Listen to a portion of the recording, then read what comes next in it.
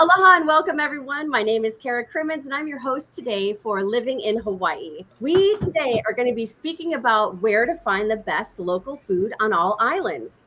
This is a show where we talk about real stories, hidden gems, and local wisdom that makes island life so special. Today, we're digging into the mouth-watering adventures across the islands to uncover the locals' best, from sizzling roadside grills to farmers markets overflowing with fresh catch and tropical fruit, with locals from the Big Island, Mara, and locals from the island of Maui.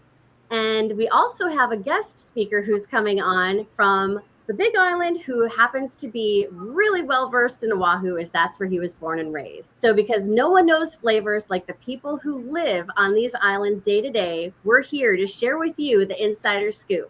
So grab a fork, maybe a napkin too, and let's get ready to dig in. Okay, so Mara, we have you from the Big Island, and we're excited to have you here today. And you are from the Big Island with eXp Realty, and just wanted to say that Mara knows every corner of the Hawaiian island, and she, from the lush Hamakua coast to the lava fields of Kona, she's just as passionate about the perfect poke as she is about helping her clients find her dream home.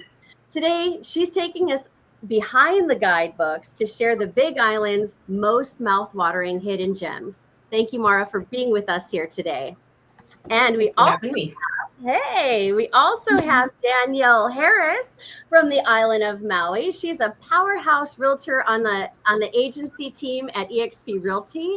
And Danielle knows that the Valley Isle isn't just about stunning beaches and waterfalls. It's about the Ono grinds that bring people together. From food trucks to fine dining, she's here to share her Maui's must-tries. Aloha, Danielle. Aloha. All right. So, ladies, we're going to talk about food. Isn't that one of our favorite subjects? Yes. Super important in Hawaii. Absolutely. So you said that so well. Super important in Hawaii. We wanted to share with our guests today, why is food such a cultural importance on the Hawaiian Islands? And I want to start with Mara in the Big Island. If you could share with our viewers today what you feel is the cultural pulse of coming together and why food is such a center point. I think when you look at the history of the islands and you go back to the plantation era of the pineapple plantations and sugarcane plantations, a lot of cultures that you find here now came here because of those plantations, and they all had to learn to live together. And so one way that they were able to bond before they even developed a language or anything like that was over food and meals. And it's so important when you're living on an island to help one another and provide and make sure that everybody's strong and healthy. And one of the best ways to do that is by sharing your local traditions and your local foods. And so it goes a little bit deeper than just food. It really is a tie that binds and brings us all together. Well said. And it was a beautiful history to go back to the beginning of time and think about how people came together. Can you speak a little bit about not just, we think about Hawaii as only Hawaiian culture. However, you spoke about the plantation time and the plantation era. What other types of ethnic ethnicities have you found really come together here in the Hawaiian Islands, and how does that affect the food and the kind of food that they're sharing? So potlucks here are a big deal because you've got people, there's always going to be some kind of Chinese, some kind of Japanese, probably some kind of Korean, Thai food. There's going to be Puerto Rican food, Portuguese food. Gosh, I know I'm forgetting a couple for sure. Filipino, definitely. Mm-hmm. And those are all cultures that started coming here because of around the plantation time. And so yeah, when you get together for a potluck, you know that you are going to get the best dish from each of those cultures, and it's just amazing. So you're going to eat well. Eat well. What do you think is one of the most common local foods that you would see at one of those events where everybody's coming together? How is it prepared, and what is it that you will have when you come to these local events? Good question. It really kind of depends who's putting it on. If it's being sponsored or being put on by a Filipino family, they most likely are going to have mostly Filipino food. If it's a Hawaiian family, mostly Hawaiian food. We could go into menus, but it really is just so vast. One thing you're going to see pretty much anywhere, of course, white rice. You're going to see poke. You're probably going to see kalua pig. If it's a Filipino group, you're going to see some kind of adobo. You're going to see some kind of pancit. So it really varies, but I can assure you they're all delicious. You will enjoy them all. So it really just depends on who's putting on the party and what they prefer. A lot of times when we have some kind of potluck going on, especially when it's a first birthday or some kind of birthday party, wedding, really try and highlight the foods that person being honored likes to eat. Yeah. And even I've even seen a funeral that did that, where they just had all of the dishes that their loved one liked. And they were from all different walks of life, and it just was things that person loved to eat. So I think that I definitely want to pull it back to what you said in the beginning, was the fact that this is about the sharing of the heart. And here, everything is very culturally centered with meaning, and the sharing of the food is sharing your life. It's sharing your earnings, sharing your time, sharing your land, sharing the bounty. And it's important. It's very much an honorable time for people. And I think that that's something that I would really like everybody to understand when you come here. It's not just about getting a local cheeseburger on the, McDonald's. It's really, I put my heart into this preparation. And, I think one of the things that I want to talk about with Danielle in a moment is the preparation of the kalua pork and how that comes about and what that whole tradition is of bringing that all together. So before I transfer over to Miss Danielle and have her thoughts on what Maui's take is, I just want to go back to Big Island question one more time. If you were to see out and about, and it's not a family location where everybody's getting together for a party, where would you say, in your opinion, is your absolute must-have local grinds place? Oh, there are so many. One place I like to recommend when people are in Kona is Umeke's. And the reason I recommend that is that they've got a large variety of local foods. They're kind of an upscale local food place. They've got all kinds of fresh poke. They actually have a fish market if you want to buy your own raw fresh fish and take it home and cook it yourself. They also have all kinds of cooked options. They've got a great Korean chicken. They've got different kinds of burgers. So basically there's something for everyone. It's great if a family's visiting, because there's always a few people that are really adventurous and want to try raw fish, and then there's always a couple that say absolutely not, I'm not eating something that's not cooked. And so Umeke's gives you the best of both worlds. And where is that located? That is located in the old industrial area in Brewery Block, which is kind of it's an area that's being kind of reimagined. And so, breweries are so popular everywhere. And so this very much has that kind of vibe to it, where it's kind of in a warehouse district, but it's in a whole block of eateries. I love it. So it's walking distance from the Kona Pier in downtown. Yeah. It gives them an opportunity to get a new, fresh vibe. And that's good. A little bit of everything. Yes, perfect. Exactly. Thank you for that. Umeke's, right? Umeke's, UMEKE''S. Perfect. Okay, Danielle, you're up. What I want to ask you is, yes, we know Maui has the best beaches. Sorry, Big Island.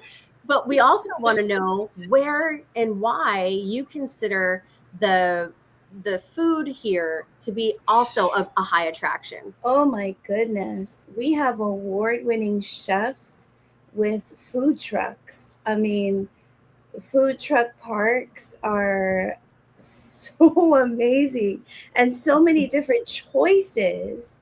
And then they're kind of in every part of the island. So it's almost like, oh, where's the best place to eat? Well, then what is it that you want to eat and what part of the island? Because then you can zero in on which would be the best place to go.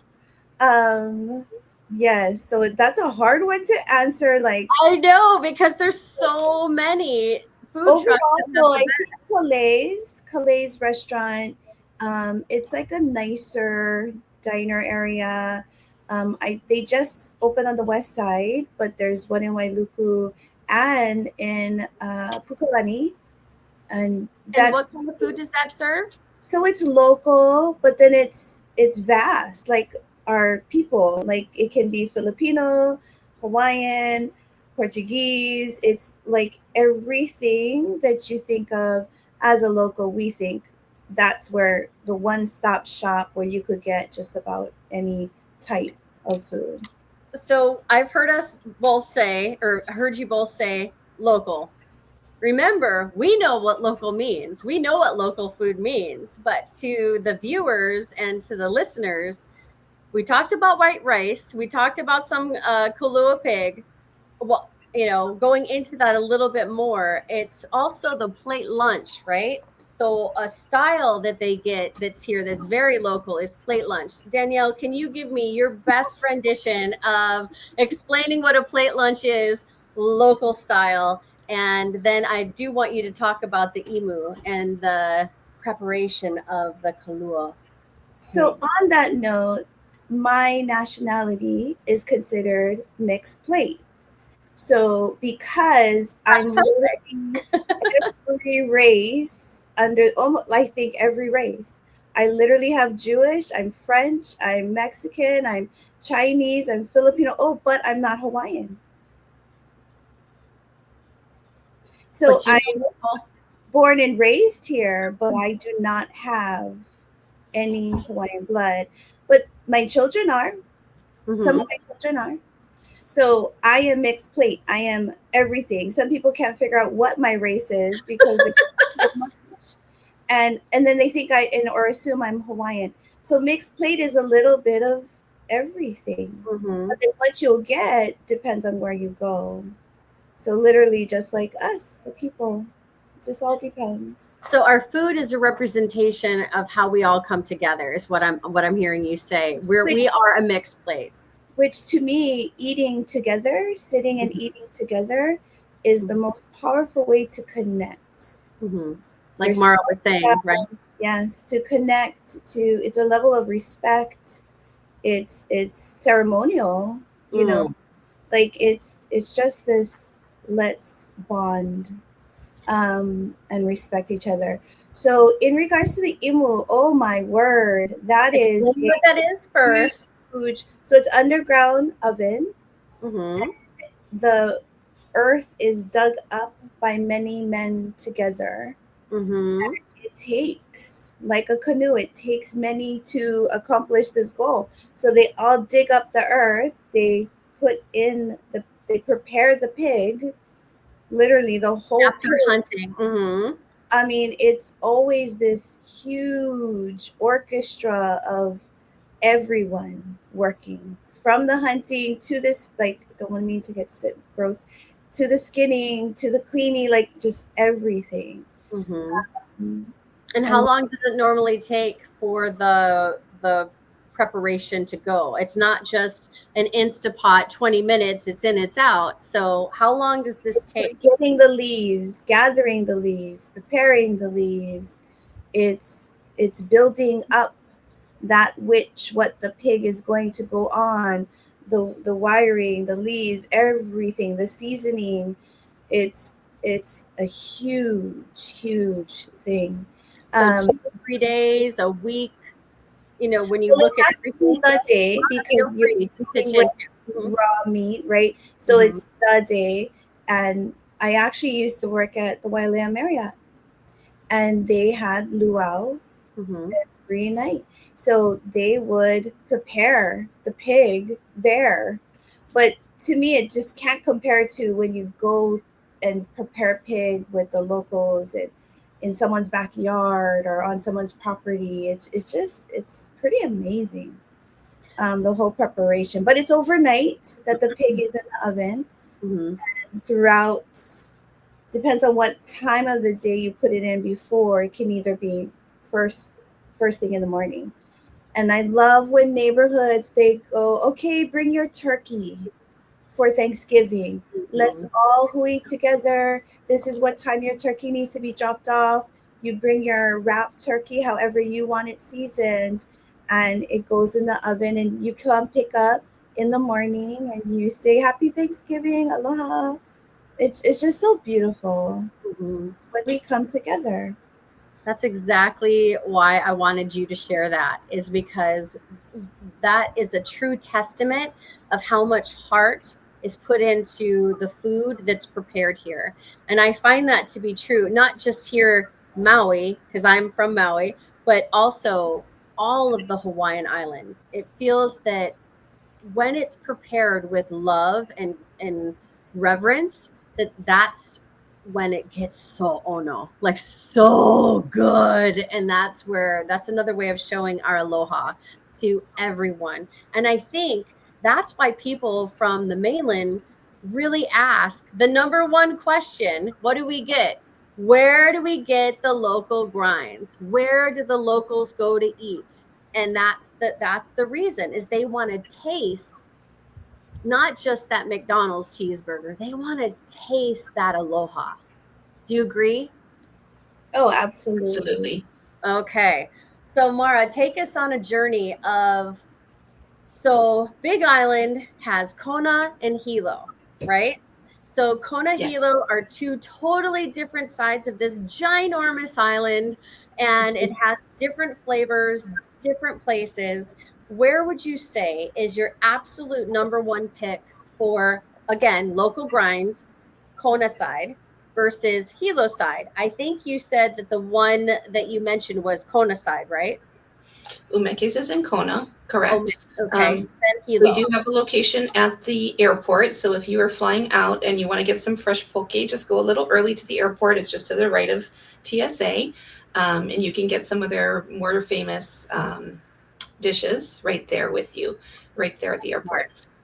Hilo side, it's really hard to give you one because Good. That's there are great. so many. Go for it.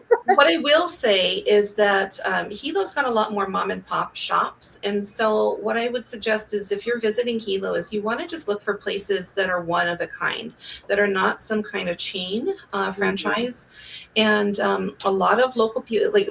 The places you're going to see a line outside at all times are the okazuya places. So that's Japanese will cook little portions of a lot of different things. And you go there and you just tell them what size box you want. And you just go down I want to say assembly line, but you go down the buffet and that you just tell them, I want 3 musubis and I want 4 pieces of nori wrap chicken and I want this salad and that.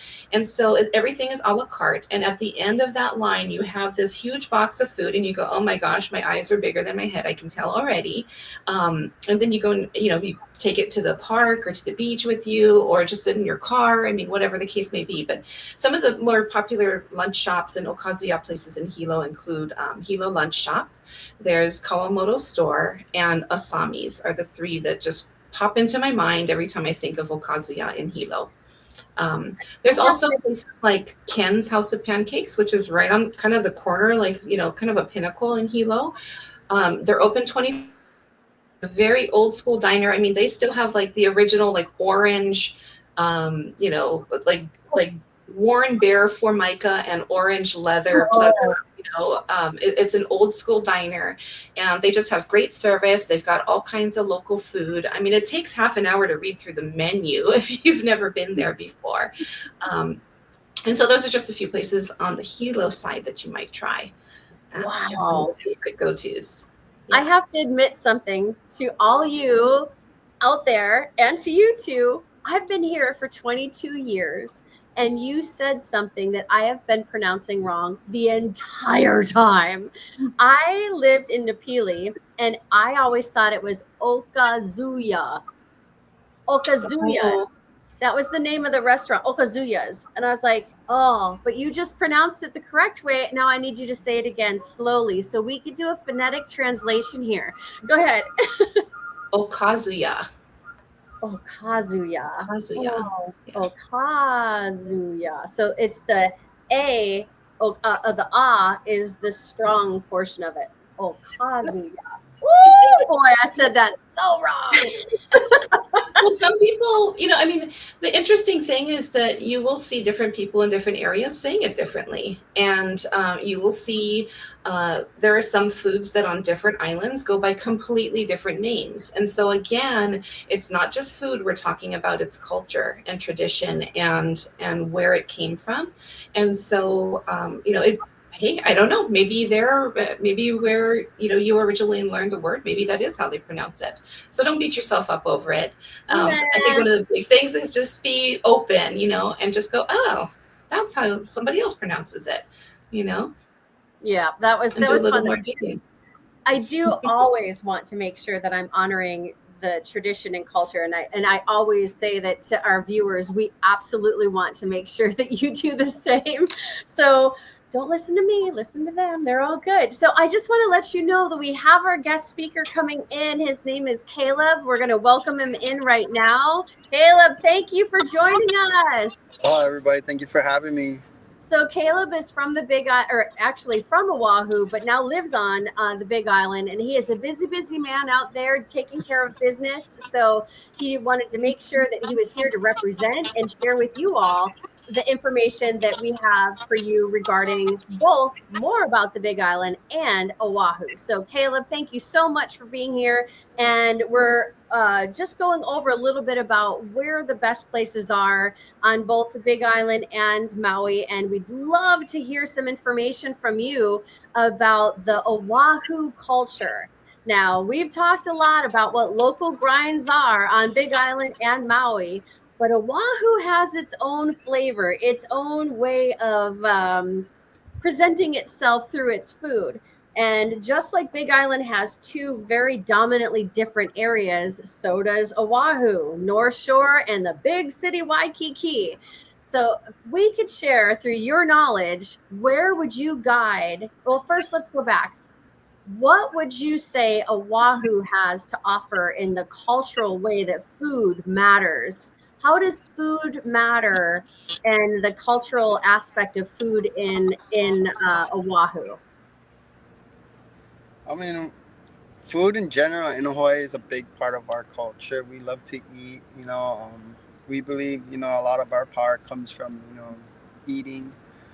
Um, so in Oahu, it's a big melting pot of different foods and different cultures there. So you have a variety of anything from Japanese to Italian to Korean. So anything you could possibly think of, Oahu has.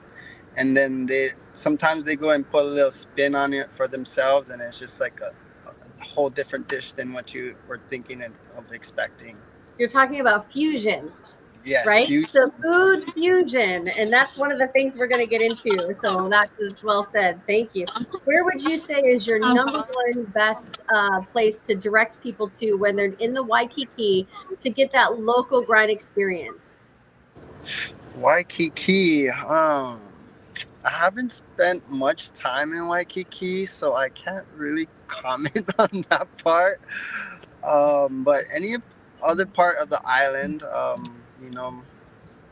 mean, the must stop if you're there in Oahu is Helena's. So Helena's. authentic Hawaiian food there, and they have the best pipi kaula short ribs, the best laulau. It's just really good and authentic there. And where's that at? That is out in Kalihi. Okay. Yeah. So when you say laulau, people don't know what laulau is. So could you explain what laulau is? Because it is definitely needs a little bit of, prepping the people for what it's about. So go for it. Okay, so laulau is pretty much pork. Some people just put pork. Some people put a little bit extra in there, like sweet potato, or sometimes they put butterfish in there. And then what they do is they wrap it in the leaf and then the tea leaf, and then they steam it, and it comes really moist. And you take off the tea leaf and you just eat the kala leaf and then the pork and everything inside, and it's really good, especially if you put it on rice with some shoyu and have some side dish of poi. That's the best. Okay. So is that so? Danielle, you mentioned that you have some Mexican in you. So is that kind of like a tamale? Was that kind of close to what a tamale would be considered as a laulau? I would say so because it's something wrapped within itself.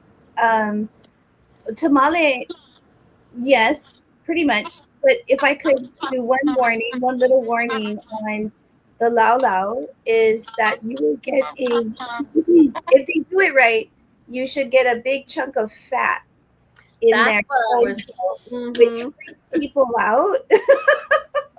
That's But why I said people need to be prepared for it because I'm like, whoa, what is this? Wow. it's on purpose. And it better be in there or else it will be dry meat and it's not good. So yes, you can eat the fat, which we locals love, well I do, and or not, but just know that it will be there. Yeah. Yeah. That's exactly what I was referencing. Thank you so much for that little input. So But laulau is worth can I it. speak on the tamales were the Yeah. best tamales and the best Mexican food you can get is actually in Kahalui Lowe's parking lot. The La Poblana's food truck is parked there. Oh my word. The birria tacos, anything, the carne asada, like everything that you would want is Okay. there. We need to highlight that, y'all, because getting good Mexican anywhere is super, super, super critical. And that was one of my lightning round questions I was going to ask. So Oh, you just sorry. no, you got it. You got a 10-point already right from the beginning. So make sure that we highlight say it again, La La Poblanas. Poblanas. La Poblana. Poblanas. My husband is from San Diego. So good Mexican food is so important to him. And we found it and we are so happy. All right. That one goes on the board for sure. There is And also a La Poblanas in Kihei. So they're brother sister, but in Kihei it's a restaurant. and this other one is food truck. And she's the one who started the Kihei one as well. Mm. So to give them credit, there is one in Kihei as well. Good. More Mexican, more better. That's what I say. And I know that that's where, it's a universal style of food that's loved and revered everywhere. And when we talk about our local food, like Danielle was saying earlier, is that it's a melting pot, or we all kind of said it's a melting pot. It's a mixed plate. So I'm going to go back to Oahu just for a quick second. Now, we were talking about the two different areas, like the kind of like bigger city and then North Shore. North Shore is known for something. Let's see if you get your 10-point.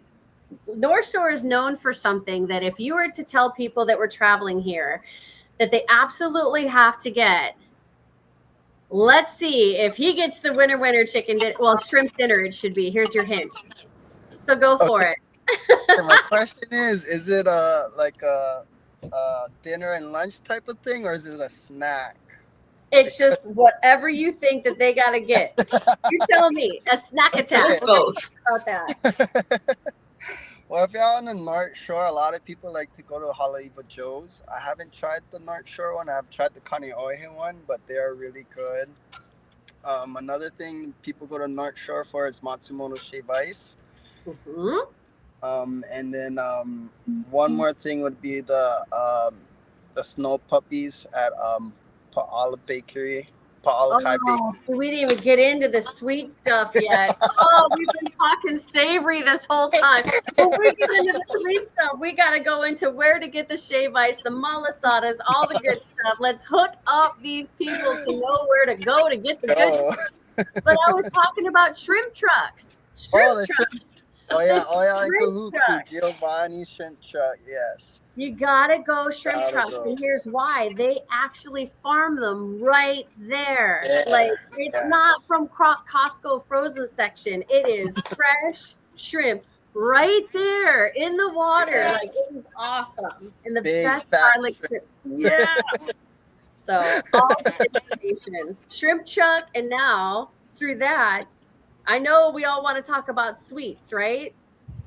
Yes. We're going to go into Of sweets. course. Oh, baby. You have your nice food trucks. You have your nice dining. Actually, I'm going to backtrack for a second because before we go to sweets, which is the natural end of a delicious meal, we've been talking local style, like lunches and food trucks and fun snack attack places. But what about fine dining? I know people like to come here for honeymoons, for occasions. They like to live here and feel what it feels like to have the sunset right at the sand in their toes and the sunset while they're dining. Take our guests through a place that you would consider to have the best ambiance on the Big Island, and that could be either you, Caleb, or Mara, whoever wants to hit that. Like, where is the best ambiance for romantic, beautiful dinner? We've got so many choices, and I think it's more, to me, it's not so much about the food, it is about the ambiance. And Kona is known for its coffee, of course, but it's also known for its sunsets. And so if you're looking for a romantic evening and a romantic dinner, there are so many restaurants right along Ali'i Drive that are right on the water. There's also some that are further inland a little bit, such as Kailanai up in Keoho, and it kind of looks down over all of the Kona coast. I've heard that their guava barbecue ribs are delicious. Haven't tried them, but I've heard really good things about them. Then if you're down on Ali'i Drive, there's Huggo's on the Rocks, there's Humpy's, there's Foster's Kitchen if you're looking for some farm-to-table kind of cooking. Let's see, what else is there? Of course, I'm blanking now. Those are a lot of options. That's a lot. There are so many, and they all are right on the water. And so, go and look at a bunch of different ones. Look at the food that you're interested in eating, and go there. But yeah, any of those you're gonna feel the ocean mist if the waves are pumping. Another place that if you really literally want sand in your toes, you go to Lava Lava Beach Club, which is out in Waikoloa, and they literally have tables in the sand on Anaiho'omalu Bay. They have some that are a little bit further back and have concrete under your feet, but they do have some tables where you actually literally put your toes in the sand.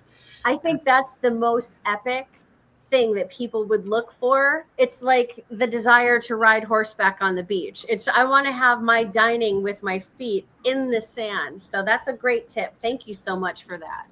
Those are good. All good ideas. Anything else, Caleb, you want to add to that?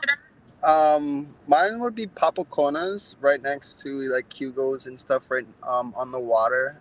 Food is really good right next to the water, the nice views. It is a little bit more higher end feel to it. And another one would be probably Jackie Ray's. Oh yeah, Jackie Ray's right up yep. Jackie Ray's would be another one I like. They also do a guava barbecue rib, and they do it really, really good there. I take my fiance there every time we have an anniversary. She wants to go there. So. That's good. That's definitely your local favorite for sure. Yeah. Danielle, where would you say are some places that are must stops for romantic dining that has the ambiance that we were calling out on Maui? Oh, the Four Seasons Hotel has amazing restaurants and breathtaking, best views of our beautiful beaches on the South Maui. Also, the Grand Wailea, amazing. So, humu humu nuku nuku apua'a. Say that 5 times fast, everybody. Ready? Go.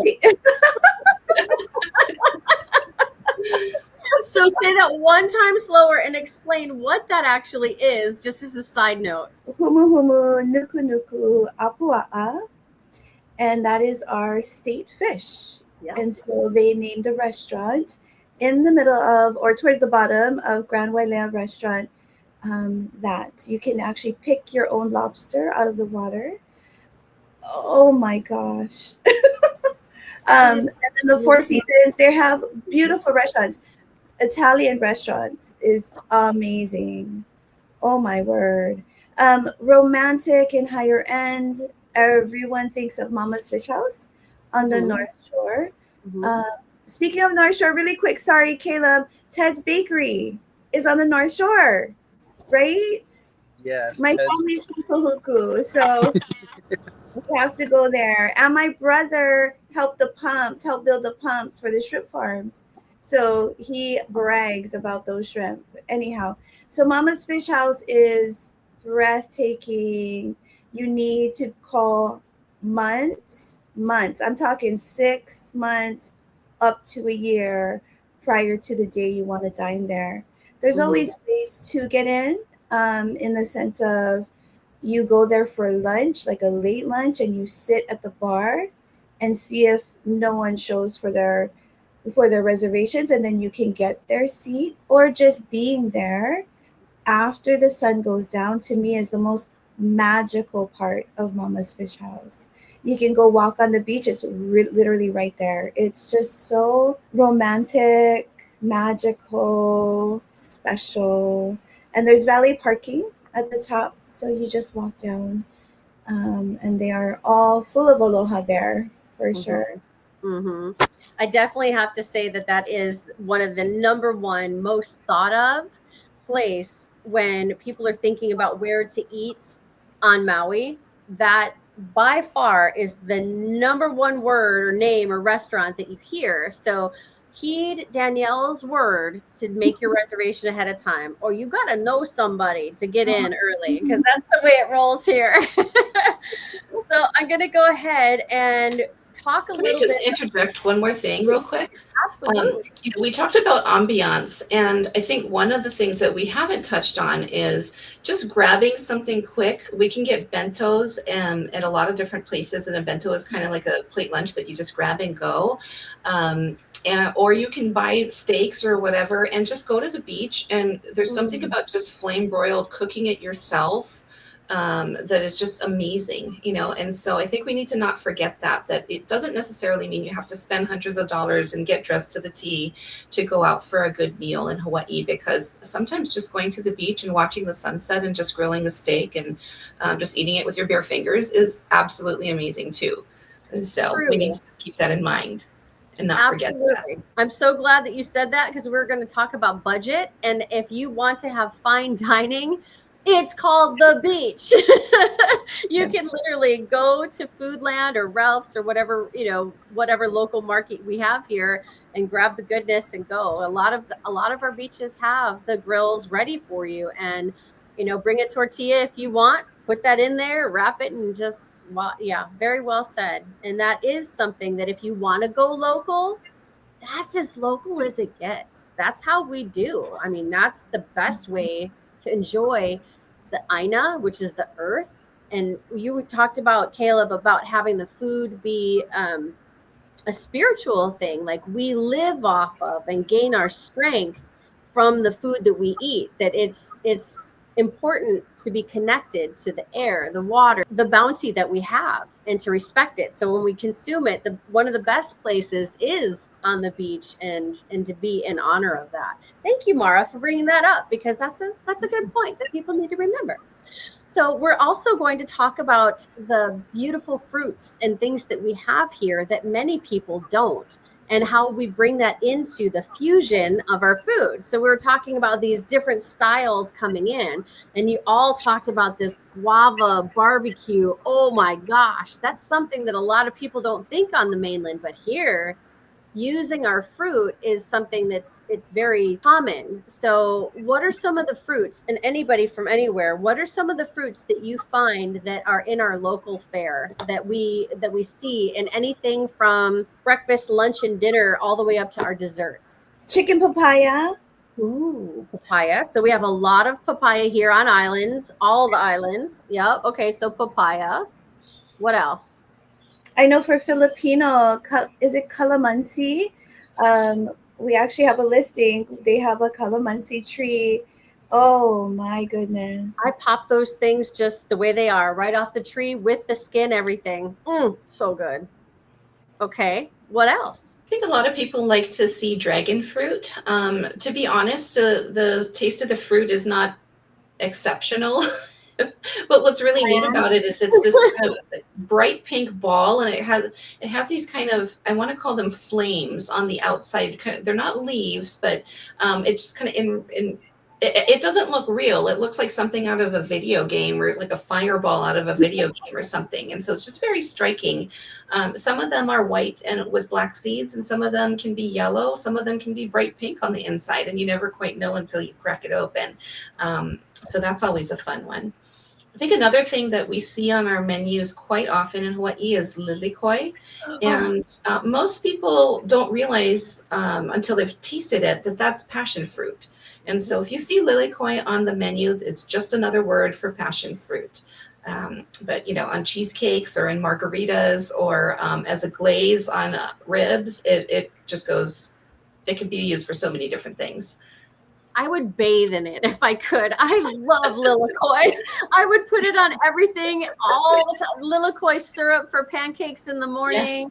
And then lilikoi on a salad for a salad dressing, lilikoi for a glaze on the little microgreen salad next to my filet mignon, and the lilikoi in my scallops, and then lilikoi cheesecake, and then a lilikoi margarita. Oh my gosh. You gotta try it. It's so good. Yeah. Lilikoi butter is so amazing on toast or whatever. Just spoon. It's that sweet, sour unctuousness that's like, Now, what's the other super mega common fruit that we have here that is so abundant besides coconuts? But like, really, what else? Pineapple. Oh yeah, there's that, but there's another one that I was thinking, but pineapple's a really dang good one. Banana bread. Oh, okay, so let's talk about banana bread, y'all. So what kind of banana are we talking about? Because it's not the big old hunkin' bananas that we're seeing. So tell the viewers what kind of bananas we have here and why they're so, oh no. Well, I mean, there's a ton of different kinds of bananas. I think some of the most common on the Big Island are and I'm not sure why they're called apple bananas or strawberry bananas, but they are smaller and they're much sweeter. And so, yeah, they lend them. I mean, eat them just plain or add them to your cooking, and they just give it so much more dimension than sorry, Ecuador, but these big bland bananas that we get from Ecuador. Yeah, they just have a lot more flavor. A lot more flavor. Yep. And that's what I was leaning towards. And so we have award-winning banana breads all on every island, like award-winning banana breads. And it has a lot to do with that specifically. So it's that extra little small banana is very delicious. All right. So how about mango tango, people? Tango, tango. Tango, tango. Okay, if I don't sing, I don't know how to exist. So, mangoes. How important are mangoes in our daily consumption on all the islands? I love them. Yeah. Pick them straight off the tree and peel them and eat them. Oh my gosh. It's one of life's treats. So many different ways to eat mango. What are some of the way that you would see them? People cut it up into pieces and put it like in shoyu and vinegar, or some people just eat it with shoyu. See people put like sugar, put it in smoothies, shakes. Anything. Mango seed. Yeah. Oh, the mango seed too. Yeah. Yeah. And then also it dry goes it. glazes and rubs, and it's everywhere. Everywhere. So that was the one that I was wondering. What's that? We talked about banana bread, but you can also make a really good mango bread. You know, so just another way. Are you guys getting hungry yet? Because Yeah. That's amazing. What about the sweet treats? Now, I know that if you go to Oahu, there's a really super popular bakery that's right close to Waikiki, just out of Waikiki. Do you know where that is? The Liha Bakery? Oh. Am I wrong? Liha Bakery? Which one? Where's the best place to get the malasadas? Oh, Leonard's. Hey! There you go. 10 points tomorrow. Chee-hoo! Okay. She said Leonard's. Leonard's Bakery is a very well-known bakery that's been around for years and years. It's on a corner, so it's easy in, easy out. And you go early in the morning and you can get anything from cinnamon malasadas, stuffed malasadas with custards and creams, or you can get them just regular with the cinnamon and sugar on the top. You can get lilikoi malasadas. Oh my God. You can get chocolate malasadas. So if you haven't figured out, I am a frequenter of Leonard's and I have tried absolutely everything there, including donut on a stick, right? So Danielle, where on Maui can you get the best donut on a stick? Komoda's Bakery in Yeah. Makawao, for sure. There is actually some Filipino stores that also do really good. And then we have Momona Bakery, which is fairly new. And oh my word. And then Stilwell's Bakery is another very well-known bakery that creates perfection. Oh, I love the way you said that. Yes. Oh my gosh. So back to the first one you spoke about for donut on a stick. I don't know if it came out clearly, but they've been around for 100+ years. That family has been there. So name the store again so we could get it clearly. Komoda Bakery in Makawao on Baldwin Avenue. Wow. So yeah, you could go for history and all levels of perfection here on Maui for baked goods. Where would you say on the Big Island are your areas to draw people to the best must-have, tastiest little sugar treats? Either one of you. Tex Drive-In on the Hilo side for malasadas. Say it again. Tex Drive-In? Drive-In, yeah. Tex Drive-In. Yeah, they do malasadas as well. I think they make the best malasadas on the Big Island. They do, the cream filling as well and cinnamon sugar and all that. Another one would be Pastry Nanankos in Waimea. They do really exotic pastries there, like little ladybugs and like lilikoi tarts and mango. Japanese style. Yeah. Pretty, yes.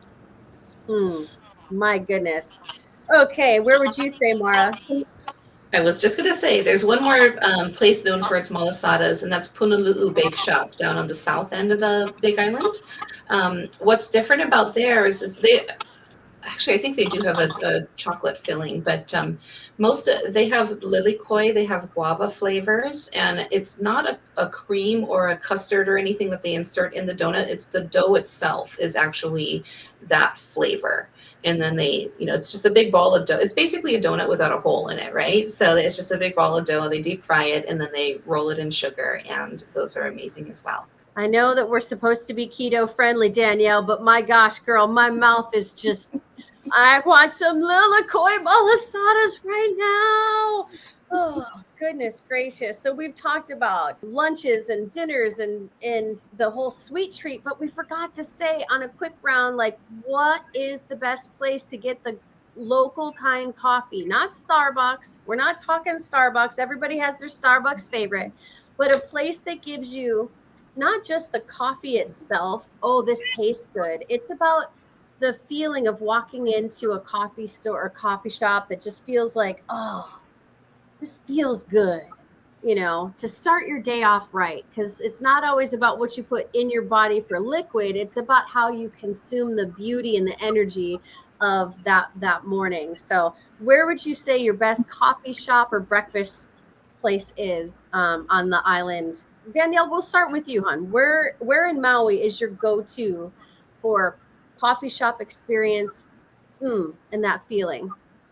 So I live in Wailuku, as well as Kara does too. So for Wailuku, the Wailuku Coffee Company, it's you just walk in there. It's like you're walking into Cheers, right? Everybody knows your name, and they're just aloha. Also, though, down the street, oh my gosh, I just went blank. Kara, down the street, the coffee place, Coffee Attic. Yep. Coffee Attic. You feel like Cheers walking in there too. They're just so nice. And they actually have ube pastries in there. So what's ube? You have to say ube. We forgot to talk about poi and ube. Oh my goodness.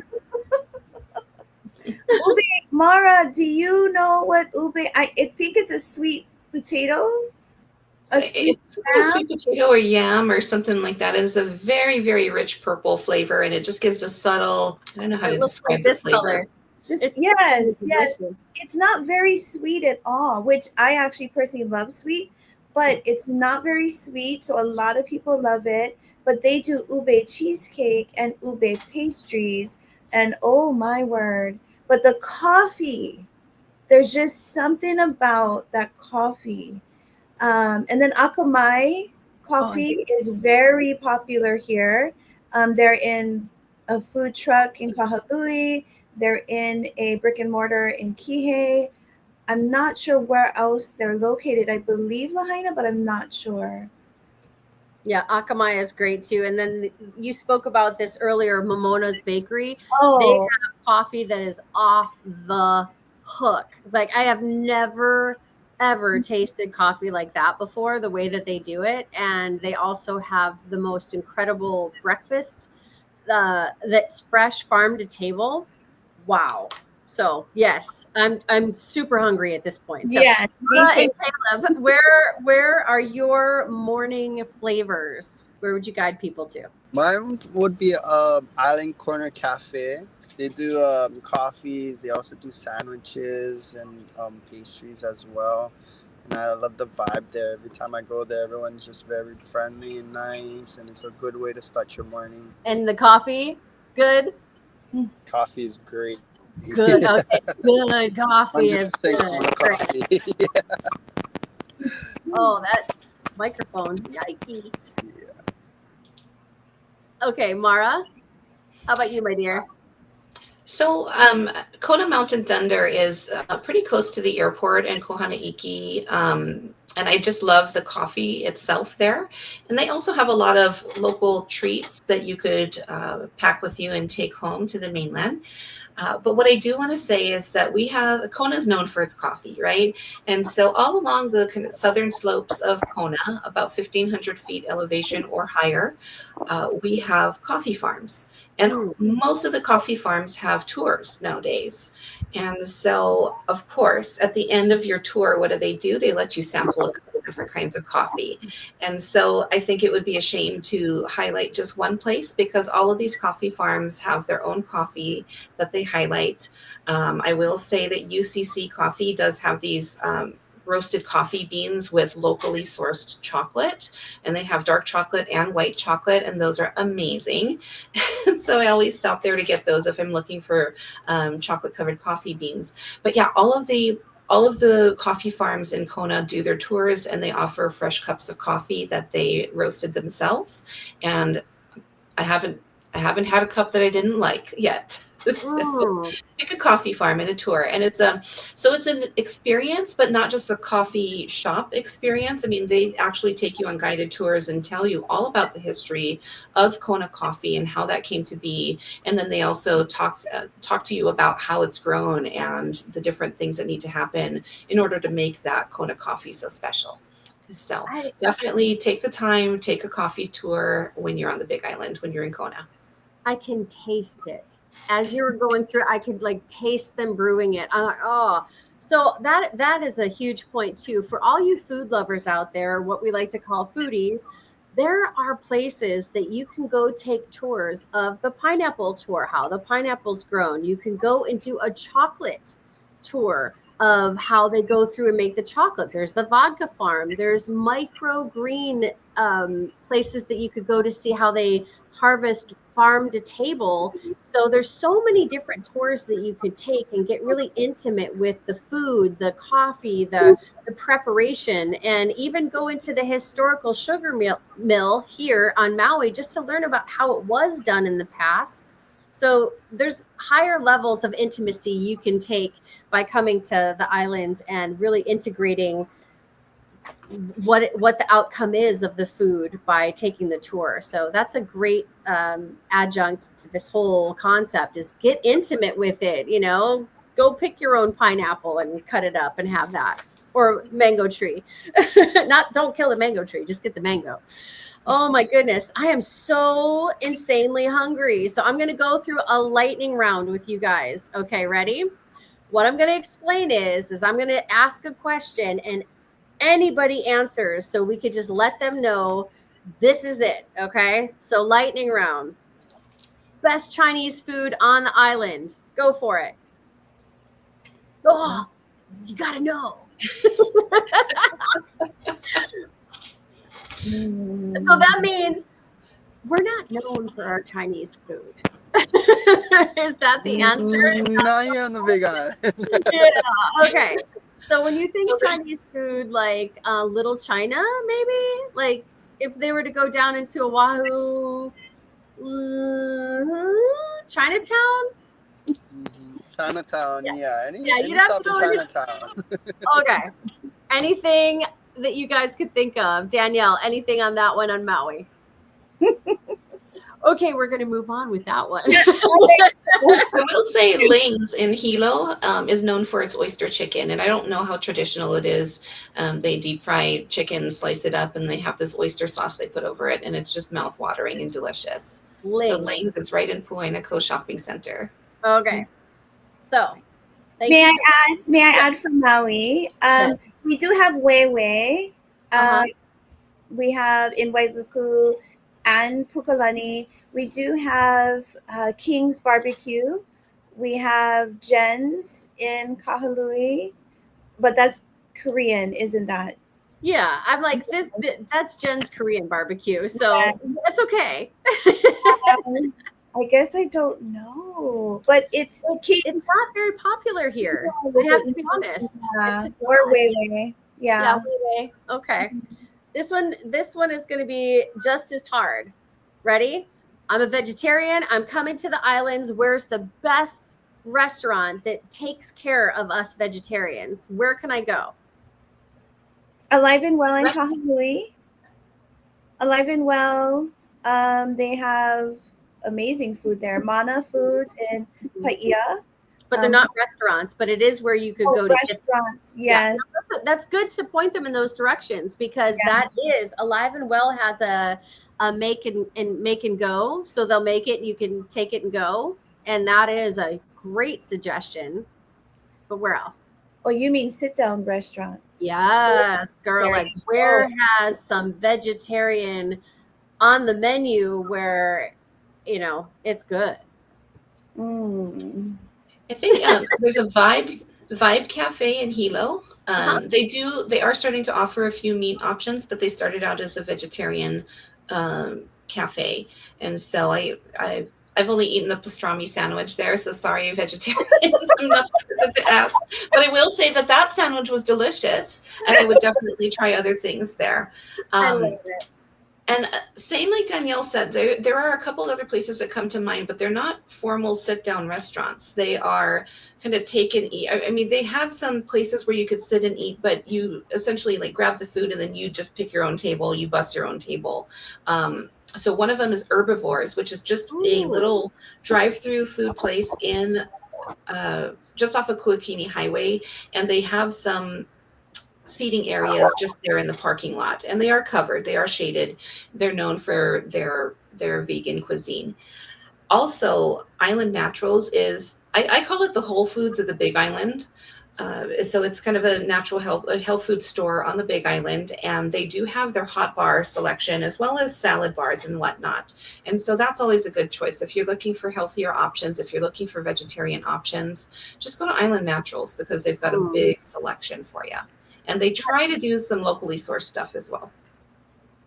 All right. I'm writing down a lot of this stuff. May I ask for Maui vegetarian? I feel that any restaurant can help you, assist you, make what you want, because there's so many people that don't want the heavy proteins and all of that, or even the fat, or even what they cook in. So I believe all the restaurants are willing to work with you, really. There is Nalu's in Kihei, which is very popular of a restaurant, and they do vegetarian dishes, as well as Lineage and the shops at Wailea. Hmm. And a lot of restaurants are embracing cauliflower steak, cauliflower mash, all kinds of things. Cauliflower. Portobello steaks are so good. Yeah. Yeah.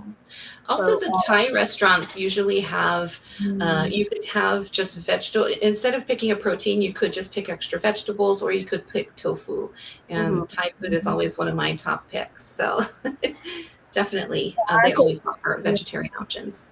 Well, that was exactly the next one on my list is the best Thai food because we've talked about local grind. So I was like, okay, so we have Chinese, vegetarian, and Thai. So go for it. Where is your best top hit for Thai food? Original Thai and Krua Thai in Kona are my two favorite Thai places. Original. And what was that second one? Krua, Krua. All right. It's How got a about you, beautiful Danielle? restaurant. They've got these maroon walls, and they actually took like a bamboo branches and dipped them in gold, and then like painted the walls that way. It's just beautiful. It's beautiful. Oh, I love that. I love something that's a little bit different and something to look forward to because it's not always just about the food. It's always about the food and the atmosphere, right? We're going to go on to the next quick one. Everybody wants a really great burger. So if you were to say, because this is a cultural thing across all places, everybody wants to know where's the best burger? Where can I get the best burger? Mara, go for it. We've got several different places to try. Onaloa Grill is right off of Ali'i Drive, and then we've got Ultimate Burger, which uses local grass-fed beef. And then up in Waikoloa Village, we've got what's the name? Smash Daddies, where they do smash burgers. And so all very different.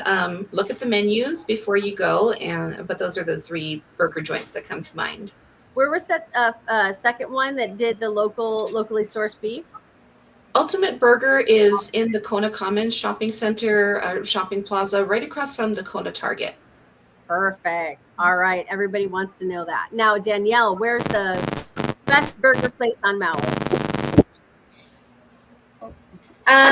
Oh my goodness. So best burger place. I'm sorry. There's so many. I'm trying to pinpoint one. So West Side, gosh, where we had the last best burger was at the Westin, the restaurant that fronts the ocean there. Mm-hmm. But there's Hula Girl.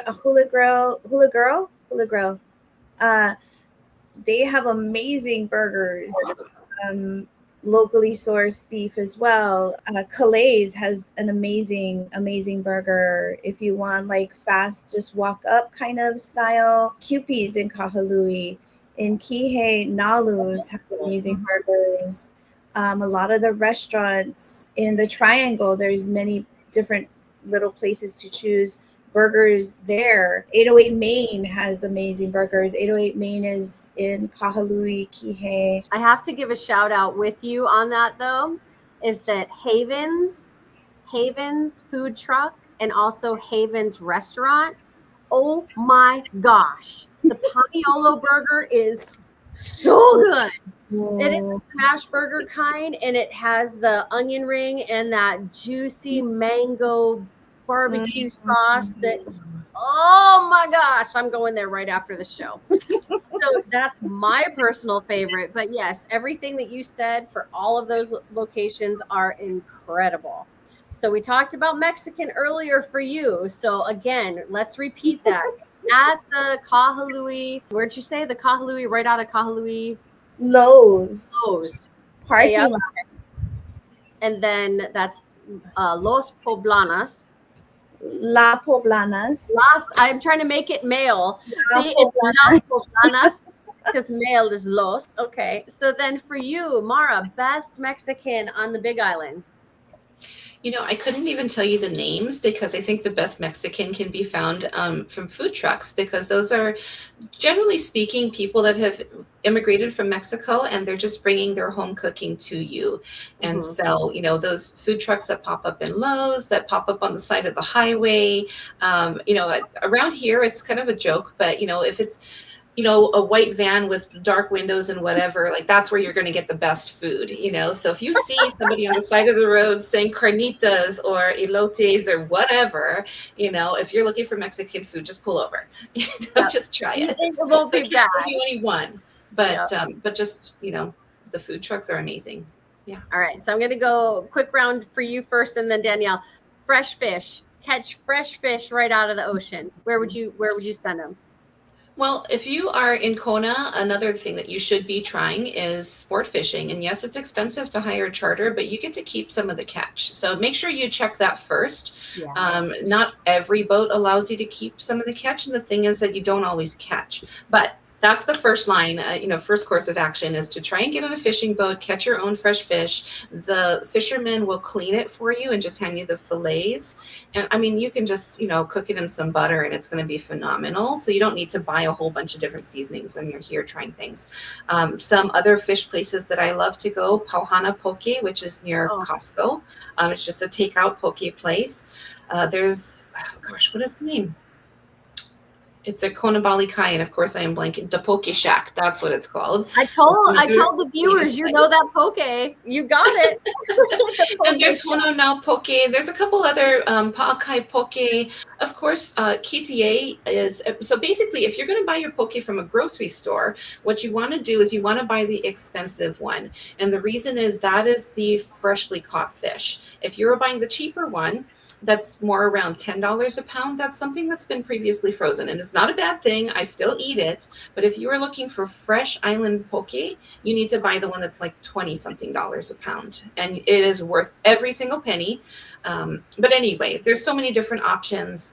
There's the same as the Mexican food. There will be people on the side of the road. Ahi, $20. I tell you what, I got like 3 pounds of ahi for $20, and it was this huge chunk. And I just took it home and cooked it as I would. So same thing with fresh fish on the Big Island. If you see a truck on the side of the road, it's usually going to be the best price because they're eliminating the middleman, and it's usually going to be pretty damn fresh too. So just do your research, ask your questions like, hey, when did you catch this fish? Which boat was it caught on? And if they are kind of skirting those questions, then maybe you don't buy from them. But otherwise, that's the best way to get fresh fish. And of course, just knowing somebody that's a fisherman. I love it. You're giving the best information because if you go back to what you said before, go get that fish from the white truck in the black windows and take it to the beach. That is the best ultimate dining right there. Danielle, fresh fish on the island. Oh, so yes, Mara, for us, it's right off the side of the road with the signs, fresh ahi, X amount today. In Kahului and Kihei, there are signs on the road, fresh fish, like go there. My dad has a supplier in Kihei, and he fishes pretty much every morning if he can. And that is the best fish. Some of them, beware though, you have to clean it yourself. So you ready? It's fresh and it's amazing. And yes. For fresh fish like poke style, I would say Tomura's Foodland actually has really good fresh fish in their poke or fresh fish area. And actually Safeway. But again, I'll go back to Kihei's Nalu's has really good poke bowls too. Yeah. I want to add another one to the fresh fish here that just opened up. It's called Seafood City, and it's a Filipino grocery store that is awesome. And I walk in there and they're like, what are you doing here? And I'm like, hey, I'm here for all the fresh fish. But they have parrotfish. They have so much. If you picture like Seattle, the fish houses where they're throwing fish, well, they don't throw fish here, but they have them all beautifully laid out on ice. You can pick the freshest fish that were just caught, from my understanding, and you go ahead and take that, stick it on a stick, and go grill it over the pit, and that's so good. So yeah, that's another add-on to all of our fresh fish here. And as you can tell, that we have bountiful food, bountiful food from the oceans, from the land. And we're so grateful that we get to share all of these traditions and heartwarming connections with all of the viewers. So is there anything that I didn't share or ask you that you want to leave these viewers wanting more of when they come here? Any last minute comments of what they absolutely have to try when they come? Well, we've got breweries, local breweries, and they make different. I mean, Kona Brew always has certain things. Golden Ale you can get all the time. They've got a IPA that you can get all the time. But what you don't realize is that if you go to Kona Brew, they have a lot of things on tap that are more just kind of seasonal things, and they only make small batches of them. And anything on tap here in Kona by Kona Brew beer is actually brewed here.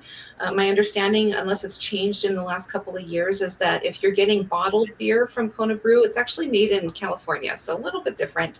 But yeah, those breweries often have tours as well, and that always comes with samples at the end. If you don't want to do the whole tour, then just pick something on the menu that you can't get in the grocery store.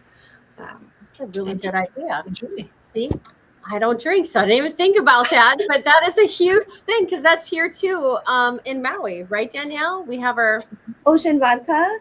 I don't drink either, so I just hear about it. So that sounds amazing. But my favorite place to dine really is of two places: at home with the family and friends, and everybody, or usually I'm asked to cook it all, so I do. Or on the beach at sunset, right before sunset, we all get together and we poo-poos, potluck or not, grill.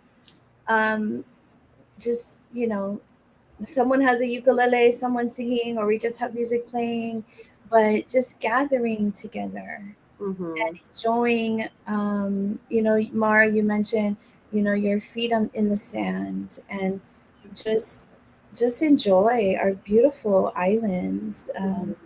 It's just amazing. And if you're a visitor and you want to do that, go ahead. And I'm sure a local family will adopt you and pull you in and give you aloha. And that's okay. If you're by yourself or with your partner, go ahead.